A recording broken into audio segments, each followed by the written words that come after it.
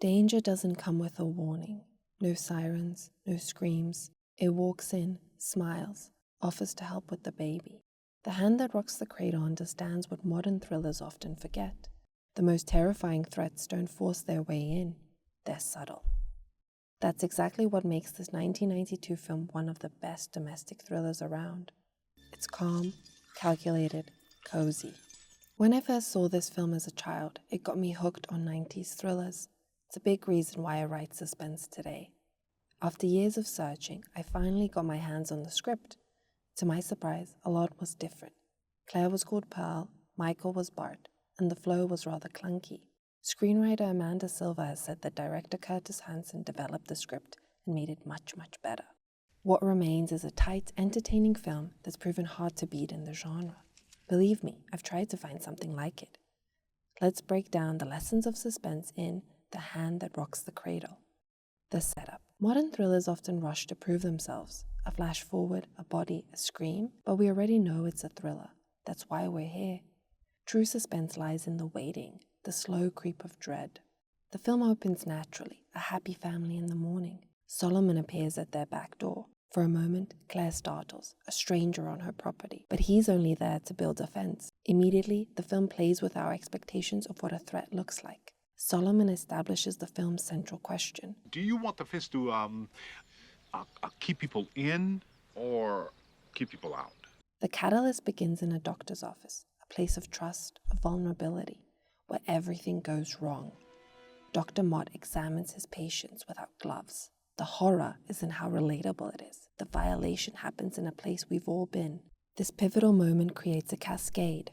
Claire reports Dr. Mott. He kills himself. His pregnant wife Peyton loses everything and seeks revenge on the woman who reported her husband. Claire Bartell has not filed a suit, although she was the first to accuse Mott of molesting her during an exam. The lesson? Build a world that feels real, then break it in a way that makes sense. Suspense needs logic as much as it needs stakes. The seeds. Great thrillers are perfectly plotted. They plant seeds and leave us waiting. As critic Rita Kempley wrote in the Washington Post, the film is so solidly structured, the director might have been working from a floor plan. She's right. Curtis Hanson commits to unity in every frame. If we see something once, we'll need it again. The Hand That Rocks the Cradle plants 3 crucial seeds. Asthma. Claire's condition is a continual source of stress and tension. Peyton notices and uses it against her. The greenhouse.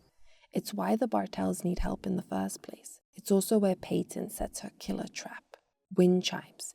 Peyton brings them as a gift. Marlene hates them. What is that annoying noise? Later, she spots them in the listing for Dr. Mott's estate. The connection clicks. The lesson? If we see it, we'll need it. Plant the seeds early, then make us wait for the result. The suspense is in the anticipation. The villain. A thriller is only as good as its villain, and Peyton is a damn good one.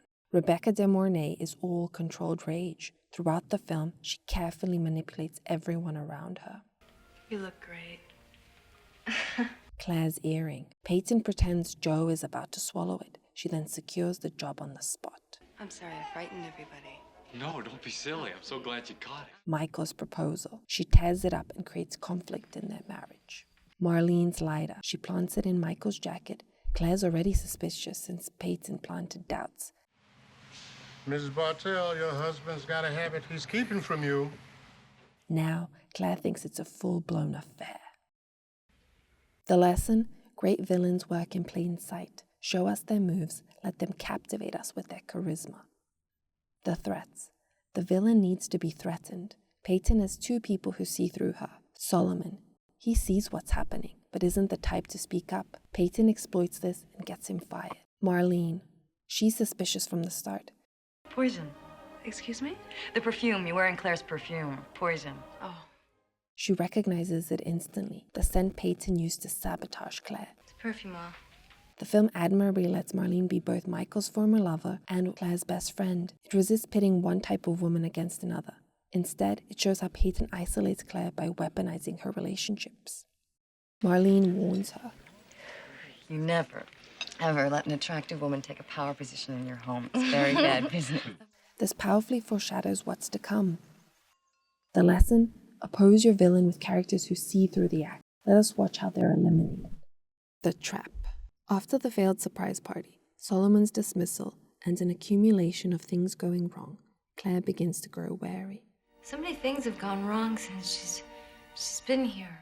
Peyton overhears this and decides it's time to eliminate her. She rigs the greenhouse, the perfect trap. But Claire decides to run an errand first thing, to Peyton's dismay. In the meantime, Marlene discovers the truth. When she confronts Peyton, the plan changes. I need a doctor. Know of any, Mrs. Mott? She tries to kill 2 birds with 1 stone. All this groundwork creates classic suspense. We're ahead of Claire, we know the trap is set. All we can do is wait for her to walk into it.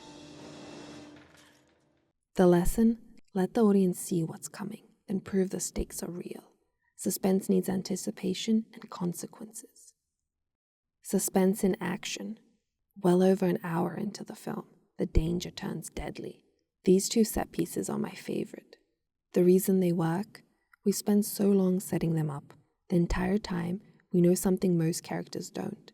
It builds suspense as we wait and wonder when the truth will finally come out. One of the best examples comes after the trap. Claire recovers, returns home, suspicious. She finds Marlene's note and decides to investigate. Marlene was looking at Dr. Mott's house. Claire goes to visit. When she arrives, she finds the nursery, the same one Peyton just installed in her house. The pieces fall into place, and it's Annabella Sciorra who sells this moment completely. She plays Claire with total vulnerability without ever lapsing into weakness. Even among the film's more lurid moments, her sincerity underscores the mundanity of violation. That's what makes this film so effective. It's not just a thriller about a psycho nanny. It's about how easily trust can be weaponized. The lesson: be patient with your payoff. We've waited over an hour for this moment. Make the revelation visual. Show the dots connecting. That's when suspense becomes horror. So what makes The Hand That Rocks the Cradle work? A great suspense thriller needs a strong setup, seeds that pay off, a captivating villain, threats to the truth, traps that signal danger. But here's the secret. It's not what we see, it's what we know. Watch how the film uses the Kuleshov effect.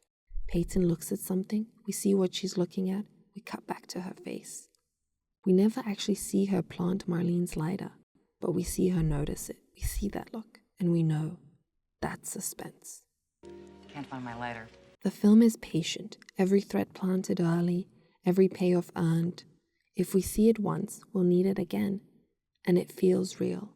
Real in how it looks, warm, lived-in color, not cold modern thriller blue.